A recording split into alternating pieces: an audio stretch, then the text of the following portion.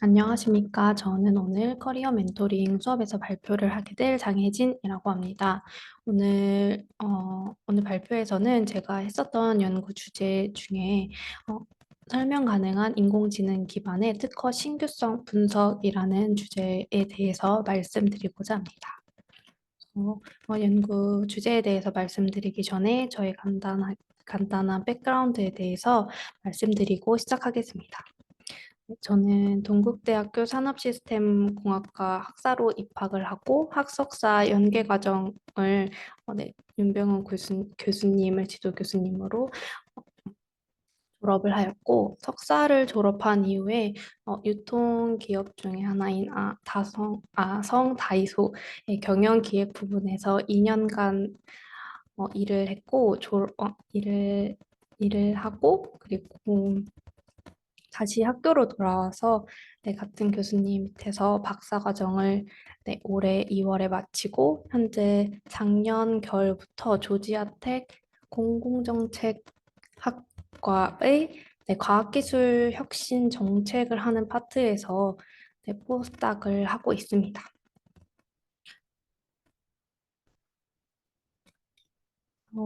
현재 지금 시장에서도 AI 기반 특허 분석이라던가 이런 관련된 시장의 사이즈가 매우 커지고 있는데요. 아마 많이 들으셨겠지만 제가 있었던 데이터 기술 경영 연구실에서는 이런 기술 경영을 좀 더 데이터 그리고 AI 기반의 접근 방법으로 연구를 하고 있는 연구실입니다. 그래서 최종적으로는 이 R&D 기획을 좀 더 전략적으로 해서 의사결정을 내리는 데 도움을 줄 수 있는 분석들을 수행하고 있는데 우선 R&D 어떤 트렌드가 있나 그런 경로나 혹은 시각화 기반의 이런 맵을 그리기도 하고 또 현재 하고 있는 것들이 잘 하고 있는지 경쟁력을 평가한다던가 기술의 경쟁력을 평가한다던가 시장의 가치 그리고 이런 것들을 바탕으로 어떤 R&D 프로젝트를 하면 좋을지 그런 우선순위를 선택하는 이런 연구 주제들도 있고 좀 더 예측 관점에서 그럼 향후에 어떤 기술 기회들이 있을까, 어떤 것들이 유망한 기술일까 이런 것들을 도출하는 연구 주제들도 하고 있습니다. 그래서 기술 경영 수업을 들으셨으면 이런 기술 로드맵이라던가 R&D 포트폴리오 그리고 어떤 파트너와 함께 하면 좋을지 이런 주제들도 다 이제 저희 연구실에서 하고 있는 연구 주제들입니다. 그중에서도 이제 제가 다뤘었던 데이터베이스와 방법론, 그리고 이걸 바탕으로 어떤 연구에 관심 주제가 있는지에 대해서 짤막하게 말씀드리겠습니다. 저는 우선 기술 정보 중에서 가장 대표적으로 많이 활용되고 있는 특허 데이터베이스를 활용을 하고 있고, 이 특허는 각 국가마다 있는데 미국, 뭐 유럽, 일본, 우리나라도 있고, 그래서 이 각각의 특허청에서 자체적으로도 이 데이터가 공개되고 있고 그 공개되는 방식도 간단한 서치를 기반으로 한다던가 혹은 쿼리를 이 DB에 보내서 API 기반으로 데이터를 접근할 수도 있고 혹은 전체 데이터에 대해서 벌크로 특정 기간마다 이제 업데이트를 해서 이 전체 데이터를 올려주기도 합니다. 그래서 이러한 이제 각각의 이 특허청에서 제공하는 데이터를 활용할 때도 있었고, 또 이런 특허 데이터 자체가 공개가 되기 때문에 이것들을 좀 데이터 분석 관점에서 혹은 변리사들이 선행기술 조사를 하는 관점에서 좀 더 편리하게 활용될 수 있도록 사기업인 위주 도메인이나 윕스온 같은 특허 검색 솔루션들에 대한 서비스를 제공하고 있고, 특히 이제 동국대학교 도서관에서는 이 위즈 도메인을 무료로 사용할 수 있게끔 계약이 되어 있어서 만약 학생들이 이런 특허 데이터베이스를 활용한다고 하면 이렇게 크게 각각의 특허청을 이용한다든지 혹은 어, 우리 우리 도서관 사이트를 이용해서 위즈 도메인에서도 활용을 할 수 있습니다. 그래서 저는 어떤 특정한 기술 분야에서 좀 세부적으로 검색식을 짜서 즉 세부 분야에 관련한 특허 데이터를 모으고 싶을 때는 이제 위즈 도메인을 썼고 여기서는 이제 좀 더 그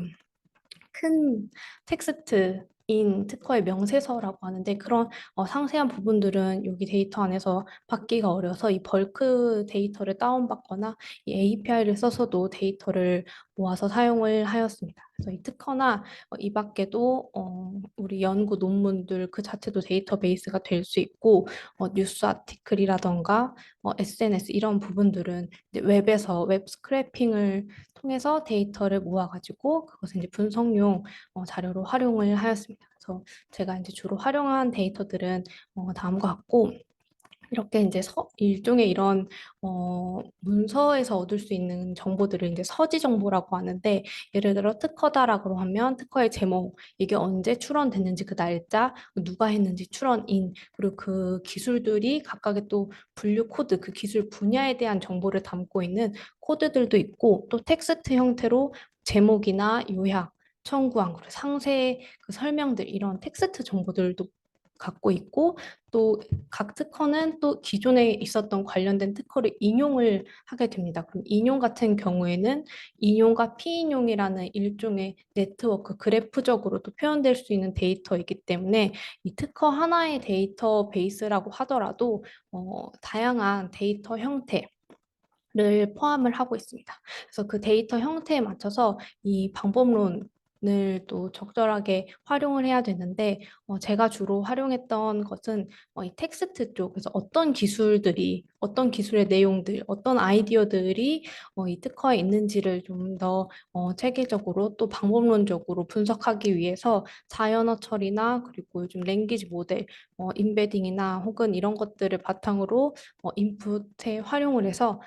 텍스트를 유형하는 클래시피케이션이나 혹은 이런 생성 모델들을 사용을 하였고 또 이런 뉴스나 이 SNS 이런 데이터에서는 토픽 모델링이나 혹은 오피니언 마이닝 이게 감성적으로 보았을 때 긍정적인지 부정적인지를 분석하는 오피니언 마이닝 같은 방법론들도 활용을 하였습니다. 그래서 자연어 처리 혹은 이런 데이터 분석으로 어떻게 R&D를 해야 할지 기술 트리를 그리거나 뭐 문서를 요약하거나 이런 주제들을 했었고 또 오늘 말씀드릴 이 XAI 설명 가능한 인공지능과 이 기술 전문가 간의 이제 즉 이 딥러닝이라는 어떤 모델이랑 사람이 좀 더 이렇게 커넥션이 있는 기술 인텔리전스 모델을 만들고 싶은 이런 연구 주제들도 했었고 또 이거 이제 기술 경영에서 좀 더 확장을 해서 더 사회 관점 또 이런 SNS나 뉴스 같은 경우는 사회의 관심이라던가 중요한 이벤트들을 다루고 있는 건데 그래서 이런 사회의 관점으로 좀 더 확장을 해서 이 사회 트렌드나 혹은 정책이나 제도 시스템 과과의 연계 분석을 하는 것까지 이제 제가 이제 관심을 갖고 있는 연구 주제들입니다. 그래서 지금 이제 조지아텍에서도 이런 정책, 특히 이런 혁신 정책에 관심이 있는 연구실에서 같이 공동 연구를 하고 있는데 이런 정책 분야는 어쨌든 봤을 때 사회과학 베이스이긴 하지만 그들도 논문이나 특허 혹은 미국 같은 경우에는 뭐주 정부도 있고 페더럴 레벨도 있고 또 각각의 이 기술의 분야에 맞는 조직들이 있습니다. 그래서 그런 곳의 기관에서 발간하는 엄청나게 많은 이제 문서들이 있는데 그런 것들이 이제 어떻게 잘 좀 더 방법론적으로 접근을 해서 데이터 기반으로 접근을 해서 이런 새로운 기술들이 어떻게 정책적으로 풀어져 나가야 하는지 이런 부분들에 있어서 저희 기술경영고실에서 했던 이런 연구들 주제와 좀 매칭이 되는 부분이 있다고 보시면 되겠습니다. 그래서 아무래도 연구실에 오면은 이런 산학 과제들이라던가 이런 연구원에서 과제들을 하면서 저도 도움을 많이 받았는데요. 특히 이제 석사를 하고 회사에 처음 갔을 때 이 과제들을 하면서 뭔가 제안서 작성도 하고 선행에 어떤 관련된 사례들을 조사한다거나 이런 것들을 바탕으로 계속 회의 자료도 만들고 또 발표 자료도 만들고 직접 발표도 하고 아이디어도 내고 이러한 일련의 과정들이 실제로 산업 현장에서 활용되는 테크닉이라던가 혹은 이런 로지컬한 부분에 있어서 도움을 많이 받았던 것 같습니다. 그래서 연구실에서 오면은 저희가 이제 데이터 기술 연구실이라 이런 R&D 성과물 혹은 기술 트렌드 혹은 뭐 이런 기술의 해외 진출 지원하는 이런 데이터 기술 경영에 관련한 연구 주제들도 하지만 좀 더 우리가 산업공학적으로 보았을 때 예를 들어 논문 뭐 자동 분류 개발이라던가 혹은 블록체인에서 시스템 기획하는 파트, 그리고 최근에는 이런 다른 연구실들과 협업해서 하는 연구 주제들도 다양하게 하고 있습니다. 네, 다음은 오늘 말씀드릴 연구 주제인 설명 가능한 인공지능 기반의 특허 신규성을 분석하는 내용입니다. 그래서 이 연구 주제는 를 잡을 때에는 제가 관심 있는 이런 특허 분석 기반의 기술 경영에서 영구적인 컨트리뷰션이 있으면서도 실제 필드에서 활용 가능한 실용적인 컨트리뷰션이 있는 주제가 무엇일까를 고민하다가 잡게 되었는데요. 실제로 이 와이포라고 월드 인텔렉추얼 프로퍼티 오피스 세계 특허청이라고 보시면 되겠는데 여기서도 보면 최근에 이런 특허의 출원이 양적으로나 이게 복잡성으로나 이게 엄청나게 증가하고 있기 때문에 특히 선행 기술을 조사하거나 혹은 이런 특허 심사를 하는 데 있어서 이 데이터나 AI 기반의 어떤 솔루션이 필요하다. 이에 관련한 투자들도 연구 개발 투자 자체가 많아지기 때문에 그의 산출물 중에 하나인 특허도 엄청 늘어나고 있어서 이런 이 특허 분석에 있어서 AI의 역할이 크고 그럼에도 불구하고 저는 AI 하나만 가지고 이런 의사결정을 지원하는 데에는 특히 이 특허 분석에 있어서는 좀 한계가 있지 않을까. 그래서 사람과 이 AI가 함께 인터랙션을 되는 그러기 위해서는 이 AI가 자신이 내놓는 이 정답이라고 하나 이 예측값뿐만이 아니라 이게 왜 이렇게 예측을 했는지에 대해서 설명을 해주고 그걸 기반으로 이제 사람과 인터랙션이 되어서 실제 실용적인 어떤 태스크인 특허 신규성을 분석하는 데 적용이 되면 좋겠다라는 이 모티베이션을 갖고 이 연구 주제를 시작하게 되었습니다.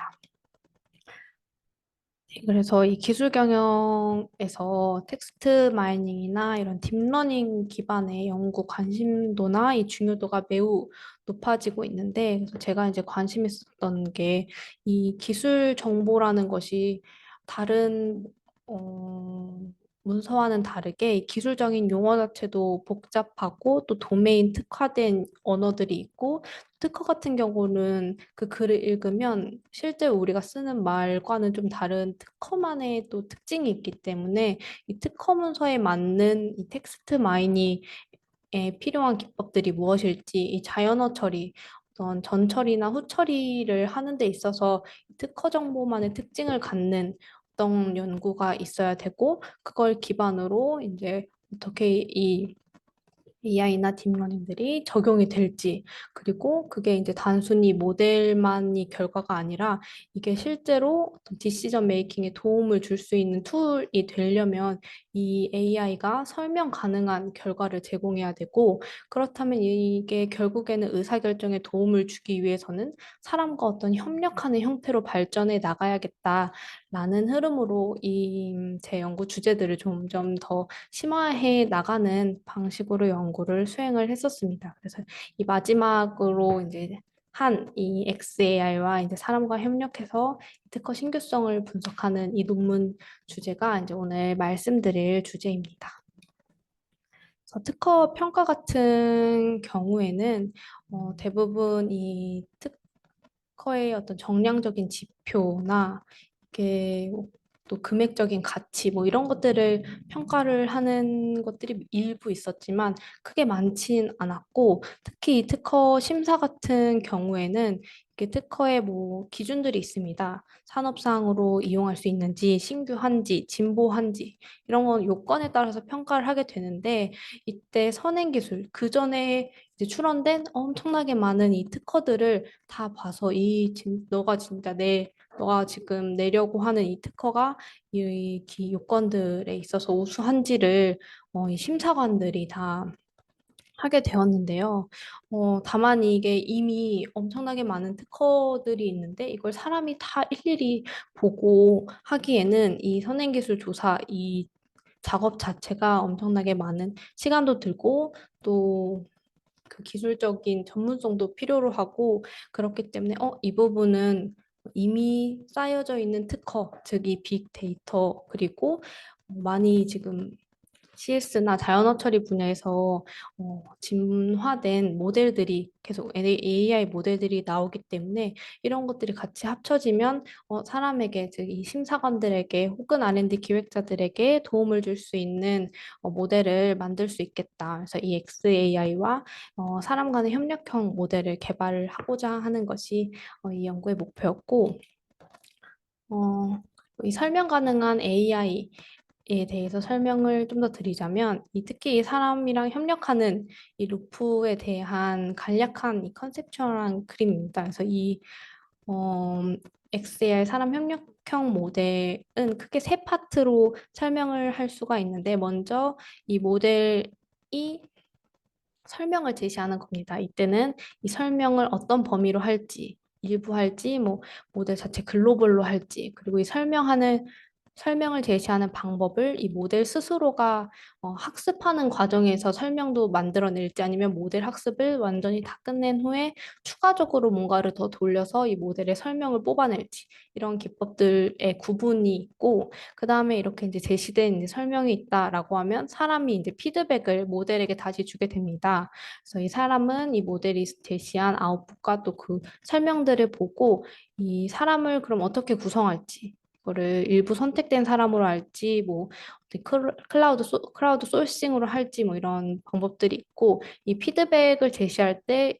이 모델이 제시한 라벨로 할지 유효하다고 모델이 제시한 이게 유의면 어떤 단어 기준으로 할지 뭘 할지 이런 피드백의 폼을 또 구성을 해야 되고 이렇게 사람의 피드백을 받아서 모델을 이제 다시 업데이트하는 방식이 프로세스가 이제 마지막에 붙어 있는데 이 모델 업데이트를 어떻게 할지에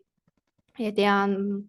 접근 방법도 이 파라미터를 조정할지 혹은 데이터 자체를 좀 더 개선할지 혹은 이 트레이닝하는 프로세스를 또 영향을 줄지 이런 방식들이 있습니다. 그래서 제가 이 연구에서 선택한 거는 이 특허의 신규성을 제시를 할때 단순히 이 특허가 신규하다, 아니다 라는 0과 1의 클래스, 즉 이 라벨뿐만 아니라 그러면은 너가 그 모델이 왜 그렇게 신규하다 혹은 신규하지 않다라고 판단했는지 그 특허의 부분, 기술적인 부분을 담고 있는 청구항의 번호를 함께 제시하는 것으로 하였고 그래서 이 로컬 익스플레네이션으로 하였고 또 이 모델 스스로 좀 하는 모델 스스로 이 설명을 제시하는 셀프 익스플레이닝의 방식을 활용을 하였습니다. 그래서 모델 자체를 어떻게 구성했는지는 그 다음에 다시 말씀드리도록 하겠습니다. 그래서 기존에 이런 연구들이 많이 진행이 되어 있는데 그래서 기존 연구들은 어떻게 이 참여자를 구성했는지 그리고 이 모델 업데이트를 어떤 방식으로 했는지 이런 것들을 쭉 리뷰를 하였고 기존 연구에서는 이 참여자를 구성하는데 실제로 이 모델을 활용을 하는 사람과는 전혀 관련이 없는 대학원생들 혹은 랜덤한 해줄 사람 클라우드로 하거나 아니면 시뮬레이션을 기반으로 실제 사람이 아니라 어떤 네, 확률값에 의거해서 이 피드백을 모았습니다. 그래서 이런 게 실질적으로 이 사람과 협력하는 모델이라고 할 수 있을까 그 자체에 좀 의문이 있었고, 그래서 본 연구에서는 이 모델의 사용자, 즉 이 특허 신규성 분석에 결과를 실제로 필요로 하는 그런 참여자를 구성하고 그런 참여자로부터 피드백을 받아서 이 모델 자체가 개선될 수 있게끔, 즉 앞서 말한 것처럼 이런 데이터 자체가 개선되는 그런 방식보다는 이 모델 자체가 좀 더 잘 예측할 수 있는 모델로 개선하는 방식으로 연구를 구성을 하고자 하였습니다. 그래서 이 연구의 목적에 대해서 다시 설명을 드리면 이 기술 전문가와 즉 이 사용자 그리고 이 인공지능 모델이 상호 협력하는 형태의 특허 신규성 평가 모델을 개발하고자 하는 것이고 얘는 평가 대상 특허 A가 있다고 하면 걔를 이제 선행 특허 여러 개가 있을 텐데 걔를 1대1로 비교를 해서 이 평가 대상 특허 A가 신규성 있는지 없는지를 분류를 하는 것이고 이것 중에 이 분류를 하고 그게 만약에 신규하다면 왜 이 신규성이 어떤 청구항 때문에 어, 신규하다고 판단했는지를 함께 제시하는 설명 가능한 모델을 제안을 하였습니다. 그래서 먼저 모델을 학습을 하고 그 다음에 사람이 이 모델이 제시하는 아웃풋이랑 설명을 보고 그거가 아니라 뭐 이 라벨 자체가 맞는지 아닌지도 보고 그리고 유의미한 그 클레임에 대해 청구항에 대한 정보도 같이 이 어드바이스로 피드백을 제시해서 이 모델을 다시 학습시키는 방식으로 진행을 하였습니다. 데이터셋은 이게 슈퍼바이즈드 러닝의 좀 클래시피케이션 태스크라고 보시면 되고 그래서 라벨이 있는 데이터를 구성을 해야 되는 그리고 모델 학습 후에 이 사람의 피드백으로 제시하는 이 어드바이스 데이터셋도 함께 구성을 해야 되는 파트, 즉 이 데이터셋에서는 그래서 크게 이 모델의 학습 데이터와 어드바이스 데이터셋을 구성을 해야 있고, 그다음에 이 XAI 모델은 소스 모델, 즉 맨 처음에 돌리는 그 모델을 먼저 돌리고 그 다음에 이 어드바이스를 같이 받아서 이 어드바이스를 다시 입력으로 받아서 걔를 학습할 수 있게끔 하는 이 정제 모델의 이 구조 두 개를 같이 두었습니다. 이 베이스 모델의 아키텍처는 동일한데 로스 펑션을 구하는 데 있어서 이 어드바이스를 여기에 다시 반영할 수 있게끔 이 로스 펑션이 좀 더 변형되었다라고 이해하시면 되겠습니다. 그래서 그걸 바탕으로 이게 실제로 사람이 어, 어드바이스를 주었을 때 이 모델이 진짜 더 개선이 되었는지를 확인하는 실험을 하였고 그때 이제 이게 사람이 이 결과를 보고 그러면 어느 정도 이게 이 모델의 결과에 이미 노출이 되었기 때문에 그 결과에 좀 그 결과 연연해서 이 사람이 어드바이스를 제시할 수 있다. 그래서 얘를 두 가지로 놓고 이 사람이 이 결과를 보고 준 것과 이 결과를 보지 않고 독립적으로 준다라고 이 두 가지의 과정을 통해서 어떤 게 더 모델 개선에 효과가 있었는지를 한번 확인하는 추가적인 실험을 하였습니다. 먼저 이 모델의 태스크인 이 특허가 신규한지 안 한지에 대한 라벨링을 해야 되는데 사실 이런 데이터셋이 있는 게 아닙니다. 그렇기 때문에 기존에 있는 열려있는 오픈되어 있는 이 데이터에서 제가 이 태스크에 맞는 실험을 할 수 있게끔 데이터를 재구성해서 라벨링을 만들었는데요. 제가 사용한 데이터는 유럽 특허청에 있는 이 심사 보고서입니다. 이 심사 보고서는 심사관이 이 평가하고자 하는 특허는 얘인데 얘가 이 선행 특허 얘랑 비교했을 때 너는 얘 기존 특허를 크게 신규성을 저해했다. 그러면 이 카테고리 정보를 X 이렇게 둡니다. 그래서 얘는 이제 이런 경우는 저해 즉 신규하다고 판단할 수 없는 0의 라벨을 둘 수 있는 것이고 또 최종적으로는 특허는 출원인 상태와 등록이 된 상태, 그리고 거절이 된 상태가 있고 중간에 한번 이런 심사관의 리뷰들을 통해서 보정을 하는 보정의 상태도 있습니다. 그래서 그냥 특허의 일련의 히스토리를 통해서도 이 특허가 신규한지 아닌지를 판단할 수 있는데 사실 이 출원인 상태는 일단 평가 전이기 때문에 라벨을 내릴 수 없지만 이 등록이 된 상태는 결국 신규하다라고 요건이 만족된 상태이기 때문에 또 이 등록이 된 상태는 신규하다라는 라벨을 부여를 할 수 있습니다. 그래서 이런 특허 히스토리랑 그리고 여기 있는 이런 심사관들의 평가 의견들을 종합해서 특허 문서에 특정한 이 청구안과 또 인용된 여기 있는 인용된 관련된 청구안들을 쌍을 어, 놓고 라벨링을 하였습니다. 그래서 등록이 된 상태는 1인 걸로 놓고 다만 그 출원하는 과정에서 이 지적을 받은 이 부분들은 0, 1로 놓고 그래서 이렇게 좀 쪼개가지고 이 라벨링을 하는 과정을 진행을 하였습니다. 그래서 모델의 아키텍처를 설명드리면 여기서는 이 모델의 입력층에서는 타겟 특허를 이 청구항이 여러 개가 있는데 이 청구항을 쪼개서 놓고 그다음 비교하고자 하는 선행 특허도 쪼개서 놓고 얘를 이제 임베딩을 시켜서 넣는 다음에 그 다음에 이제 각각의 이 청구항 간의 조합, 예를 들어 타겟 특허의 1번 청구항과 선행 특허의 1번 청구항, 그래서 각각의 조합으로 얘네들이 이제 가중치들이 모델 안에서 학습이 돼서 실질적으로 전체 이 문서 간의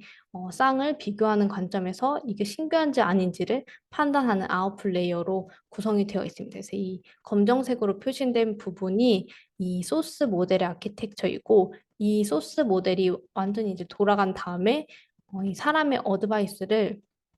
앞서 이제 보신 그 심사 서치 리포트에서 제시한 그 각각의 이 코멘트를 받은 X 카테고리를 받은 즉 이 신규성이 저해하다고 판단된 이 각각의 이 청구항 사항에 대해서는 이 중요도를 더 높여서 저 신규성이 아니다라는 가중치를 더 높여서 재학습하는 방식으로 진행을 하게 됩니다. 그래서 여기 보시면 이 어드바이스를 각각의 이제 이게 저해하다고 판단된 부분은 그 1로 둬서 그 1, 즉 여기 0으로 두면은 곱해지면 없어지게 되기 때문에 이 코멘트가 있는 부분에 가중치를 더 높여서 모델을 재학습하는 방식으로 했고 아웃풋 레이어를 보시면 여기서 이 소스 모델에 대한 로스 펑션과 리파이먼트의 로스 펑션을 볼 수 있는데 여기서 보면은 기존에는 각 청구항 쌍의 중요도를 모델 내에서 학습하는 방식으로 되었다면 이 리파이먼트 즉 사람의 어드바이스를 같이 받은 리파이먼트 모델 같은 경우에는 이 어드바이스를 같이 넣어서 이 중요도를 보정하는 방식으로 모델을 재학습하는 과정을 거쳤다고 보시면 되겠습니다. 그래서 마지막으로는 이 엑셀 모델을 사람한테 보여주고 사람이 피드백을 제시하는 방식, 그리고 엑셀 모델 결과는 보여주지 않고 사람이 독립적으로 피드백을 제시하는 방식에서 여기서는 이 서치 리포트에 있는 어, 서치 리포트에 있는 그 코멘트 중에서도 그 모델의 익스플레네이션 중에 좀 중요도가 높다고 하는 이 트레슈를 정해서 피드백을 선택적으로 반영했다라고 하면 이 두 번째는 모든 이 서치 리포트에 있는 모든 심사관들의 의견에 해당하는 이 클레임 정보들을 다 반영하는 방식으로 진행을 하였습니다. 그래서 모델의 결과를 보시겠습니다. 그래서 여기서는 데이터 셋이 몇 개 있는지 그리고 예시가 뭔지 이런 것들을 보여주었고 실제 모델에서 사용한 세팅들은 모델 아키텍처에 따른 파라미터나 레이어 사이즈 같은 경우는 이쪽에 써져 있고 결과를 봤을 때 이 람다 값, 즉 이 각각 청구항상의 중요도의 반영을 어느 정도를 할 것인지에 따라서 이 모델을 실험을 하였고 이 람다가 0.6일 때 가장 높은 정확도를 보여주었고 이것은 이제 소스 모델의 성능이고 그 다음에 이 어드바이스를 준 후에 어떻게 이 모델 성능이 바뀌었는지를 또 제시를 하였습니다. 그래서 타입 1이 이제 독립적으로 본 거고, 타입 2가 이제 모델의 설명 기반으로 한 것인데, 타입 1이 조금 더 높은 경향을 보였고, 다만 이 타입 1과 타입 2가 모두 이 베이스 모델, 즉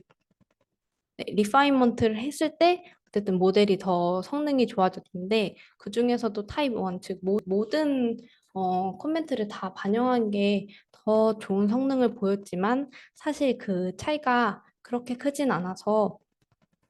그 말은 이제 모델의 일부만 줘도 그 의미 있는 코멘트 일부만 줘도 이 모델 개선에는 유의미하다라고 해석을 하였습니다. 마지막으로는 이게 이제 엑사의 사람 간 상호작용을 보는 조금 더 좀 질적인 관점으로 연구가 진행된 게 있었는데 이 상호작용이 어떤 식으로 깊게 되냐 단순히 좀 더 설명을 전달하는 것 자체에서 결국 최종적으로는 이 주어진 영역에서 사용자, 즉 사람과 AI가 어떤 공동의 이해를 구축하는 인바디드 되는 형태까지 진화가 하게 될 텐데 이 연구 같은 경우에는 우선은 이제 뭔가 설명을 투명하게 제공한다. 그래서 좀 간단한 관점의 트랜스미션의 개념을 그리고 또 사용자의 요구사항에 따라 즉 이 심사관이 평가한 의견에 따라 모델이 개선되는 방식입니다. 그래서 사실은 사람이 정확하지 않은 코멘트를 모델에 주면 결국에는 그 모델은 또 사람이 제시한 그 어드바이스대로 다시 학습되는 경향이 있을 텐데 우선은 이제 그대로 이제 컨트롤이 되는 거고 다만 이러한 이제 방식은 아무래도 사람이 정확하지 않은 이런 코멘트를 줬을 때 이 모델은 그거에 또 영향을 받아서 그쪽으로만 다시 된다라는 한계점이 있을 수 있습니다. 그래서 이런 부분, 이 두 가지 개념이 본 연구에서 이제 적용된 거고, 그 이후에는 이제 좀 더 이게 진짜 실제로 툴로 쓰인다던가, 혹은 이게 뭔가 상호 공통의 목표, 즉, 사람이 잘못된 의견을 줬을 땐 모델이 좀 더 바람직한 평가 의견을 제시한다거나, 이것이 좀 더 양방향적으로 가는 이런 연구들이 향후에 될 수 있을 것으로 이제 기대를 하고 있습니다. 그래서 이 연구는 엑셀 모델이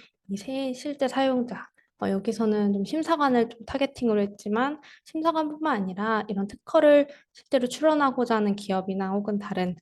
과학기술 관련 R&D 관련 사람들에게 실용적인 모델이 될 수 있을 것이라고 기대를 하고 있습니다. 한계점이나 향후 연구 방향은 이제 막 방금 전에 말씀드린 것처럼 그런 좀 더 상호 더 인터랙션이 되는 연구로 더 진화할 필요가 있고 더 이제 성능 자체가 완벽하게 좋은 건 아니기 때문에 이 자연어 처리나 혹은 이 딥러닝 분류 모델들 자체도 계속 성능이 좋아져서 이런 고성능의 모델로 업데이트가 된다면 이 모델 자체도 더 좋은 성능이 되지 않을까라고 생각하고 있습니다. 네, 오늘 발표 들어주셔서 감사합니다.